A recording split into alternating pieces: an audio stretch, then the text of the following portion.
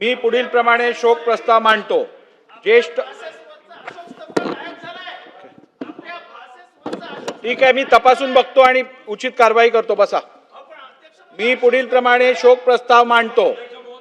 ज्येष्ठ खगोलशास्त्रज्ञ डॉक्टर जयंत विष्णू नारळीकर, श्री लहानू शिडवा कोम, डॉक्टर श्रद्धा प्रभाकर टापरे व श्री रोहिदास तात्यासाहेब देशमुख, माजी विधानसभा सदस्य यांच्या दुःखद निधनाबद्दल हे सभागृह अतीव्र दुःख व्यक्त करतो.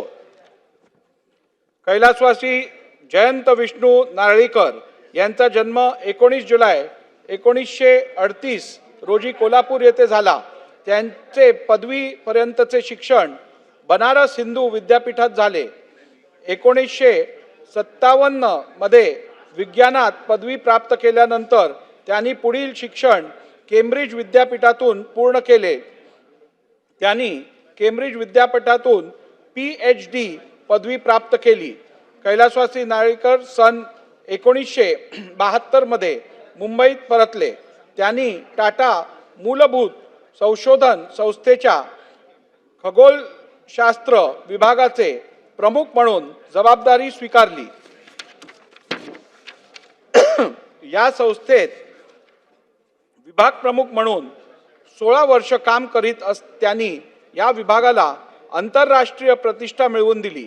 पुढे सन 1988 मध्ये विद्यापीठ अनुदान मंडळाच्या विनंतीवरून पुण्यात inter university centre for astronomy and astrophysics उभारण्याची जबाबदारी त्यांनी स्वीकारली.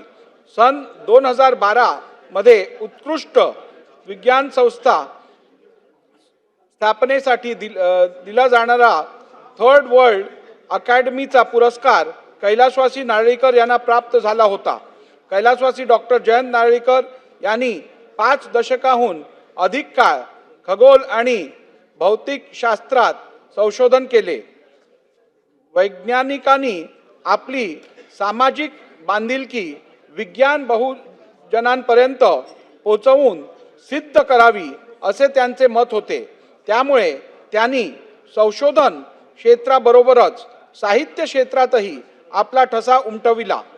विज्ञान सारख्या रुख आणि अवघड विषय ललित साहित्याच्या अंगाने मांडून त्याला सर्वसामान्य वाचकांपर्यंत पोहोचवण्याचे अवघड व महत्त्वाचे कार्य त्यांनी केले.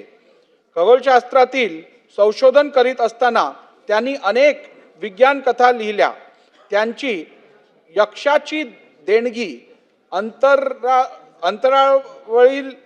अंतराळातील भस्मासूर, प्रेषिक, वामन परत आला, याला जीवन ऐसे नाव, विज्ञानाची गरुड झेप, नभात हसरे तारे, नव्या सहस्त्राकाचे नवे विज्ञान आणि आकाशाशी जडले नाते ही पुस्तके खूप गाजली आहेत. 3 नगरातील माझे विश्व हे त्यांचे आत्मचरित्र ही प्रसिद्ध आहे. आपल्या लेखनातून त्यांनी समाजातील अंधश्रद्धा दूर करण्याचा प्रयत्न केला आहे. बहुविध प्रतिभेचे धनी असलेल्या डॉक्टर जयंत नारळीकर यांनी 94व्या अखिल भारतीय मराठी साहित्य संमेलनाचे अध्यक्षपदही भूषविले होते. कैलासवासी नारळीकर यांनी खगोलशास्त्रात केलेल्या अलौकिक कामगिरीमुळे त्यांना भारत सरकारने सन 1965 मध्ये पद्मभूषण तर सन 2004 मध्ये पद्मविभूषण पुरस्कार देऊन गौरवान्वित केले होते. महाराष्ट्र सरकारने सन 2010 मध्ये त्यांना महाराष्ट्र भूषण पुरस्काराने सन्मानित केले होते. तसेच शांती स्वरूप भटनागर पुरस्कार, AP बिर्ला पुरस्कार, फाउंडेशनचा राष्ट्रभूषण पुरस्कार अशा अनेक पुरस्कारांनी त्यांना गौरवान्वित केले होते. अशा या ज्येष्ठ खगोलशास्त्रज्ञाचे मंगळवार दिनांक 20 मे 2025 रोजी दुःखद निधन झाले. आता isakal.com आहे देशातील नंबर 1 ची मराठी न्यूज वेबसाईट. प्रत्येक अपडेटसाठी isakal.com ला नक्की भेट द्या.